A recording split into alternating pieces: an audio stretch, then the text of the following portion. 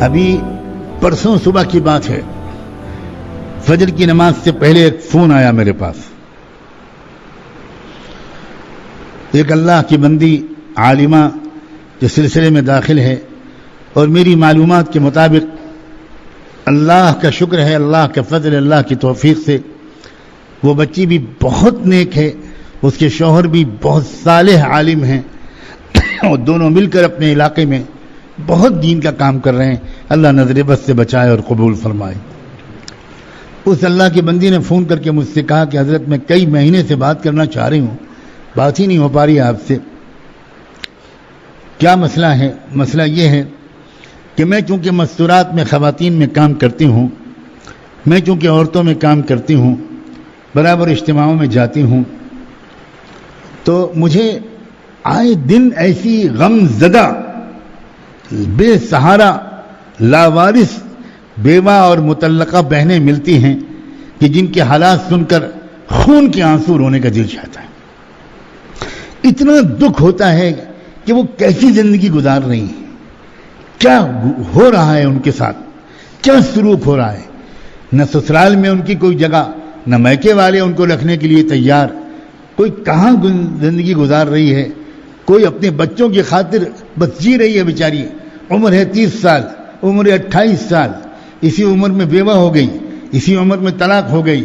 اب وہ بیچاری دوسری شادی کرنے کو اس لیے نہیں سوچتی کہ میرے بچوں کا کیا ہوگا، اب میں ان بچوں کی خاطر زندگی کاٹ دوں گی.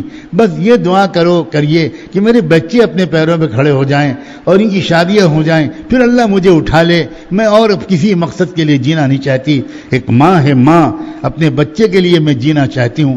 اس اللہ کی بندی نے مجھ سے فون پر کہا کہ حضرت اتنی کثرت سے ایسے کیسز علم میں آئے ہیں کہ بس میری آنکھوں سے خون نکلنے لگا کہ یا اللہ میں کیا کروں. میں پچھلے 4-5 مہینے سے ایک بات سوچتی ہوں، برابر اس کا عزم کرتی ہوں، ارادہ پختہ ہوتا جاتا ہے، لیکن آپ میرے شیخ ہیں.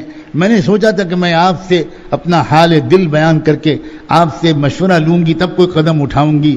میرا دل یہ چاہ رہا ہے کہ میں اپنے شوہر سے جو آپ کے شاگرد ہیں، اور آپ جانتے ہیں وہ کتنے صالح ہیں، کتنے پیارے انسان ہیں، میں ان سے یہ خوشامد کر کے کہوں کہ آپ ان میں سے کسی بیوہ یا مطلقہ سے آپ نکاح کر لیجئے. میں عورت ذات ہوں، میں جانتی ہوں کہ ایک سوکن کا لانا عورت کے لیے کتنا مشکل ہوتا ہے. حضرت میں یقین دلاتی ہوں انشاءاللہ میں اس کی خادمہ بن کر رہوں گی. بس میری تسلی کا اتنا سامان ہوگا کہ ایک بندی خدا، ایک بہن کے آنسو میں نے پوچھے، ایک غم میں نے بانٹا. حضرت آپ اجازت دے دیجئے، پھر میں ان سے بات کروں، پھر وہ خود ہی آپ سے رابطہ قائم کریں گے.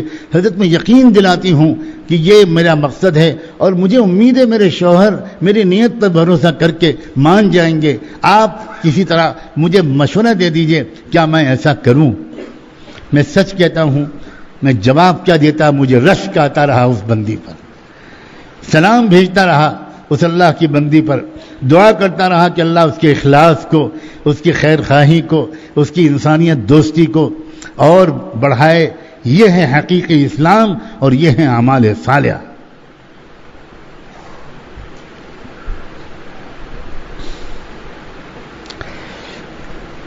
اسی بندی نے دوسری بات اور سنائی. اس ایک مشورے والی بات کے علاوہ ایک اطلاع اور دی. اس نے کہا حضرت مجھے ایک خبر ملی کہ یہاں ہمارے علاقے میں یہ بھی رواج بڑھتا جا رہا ہے کہ عورتیں بچہ پیدا ہونے کے بعد کوئی عورت بچے کو سڑک کے کنارے پھینک آتی ہے. کچھ بچے مر جاتے ہیں، کچھ بچوں کو کوئی تنظیمیں، سرکاری تنظیمیں یا NGOs، رضاکارانہ تنظیمیں اٹھا کر لے جاتی ہیں، وہ ان کی پرورش کرتی ہیں.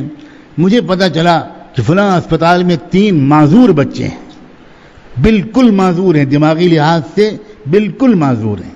ایک بچہ 4 مہینے کا ہے، ایک بچہ اس سے کچھ بڑا، ایک بچہ اس سے کچھ بڑا، 3 بالکل معذور بچے ہیں. اب مجھے پتہ چلا کہ جنوبی انڈیا کے ایک فلاں شہر سے ایک نان مسلم ایک تنظیم کے لوگ آئے ہیں اور وہ یہ ارادہ ظاہر کر گئے ہیں کہ وہ ان تینوں بچوں کو لے کر جائیں گے. میں آپ سے مشورہ کرنا چاہتی تھی لیکن میں نے سوچ لیا کہ آپ کبھی بھی منع نہیں کریں گے, کبھی برا نہیں مانیں گے. آپ ہی کے مستقل بیانوں کو سن کر میرے دل میں یہ جذبات پیدا ہوئے ہیں. چنانچہ میں اسپتال گئی اور لکھا پڑھی کر کے ان تینوں معذوروں کو اپنے گھر لے آئی ہوں. تینوں معذور بچوں کو اپنے گھر لے آئی ہوں. اور حضرت آپ کو میں کیا بتاؤں, میرا یقیناً مراقبہ کم ہو گیا, میری تلاوت کچھ گھٹ گئی رمضان میں, لیکن مجھے میرے دل کو وہ سکون ملتا ہے کہ میں ان بچوں کو جب کھلاتی پلاتی ہوں, نہلاتی دھلاتی ہوں, ان بچوں کی خدمت کرتی ہوں, تو مجھے صاف لگتا ہے کہ میرا رب مجھ سے راضی ہو رہا ہے اور اللہ میرا رب مجھے مغفرت کر دے گا, معاف کر دے گا. یہ ہے اسلام, یہ ہے اعمال صالحہ.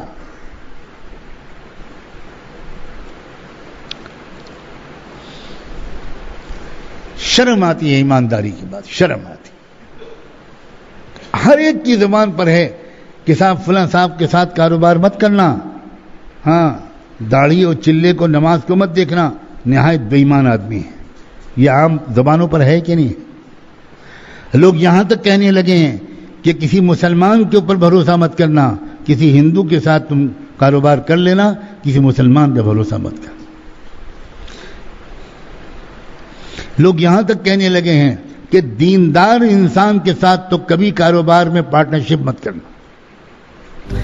کیا ہو رہا ہے؟ یہ سب فساد اس بات کا ہے کہ نہ ہم نے دین کو سمجھا ہے, نہ ہم نے اعمال صالحہ کے مطلب کو سمجھا.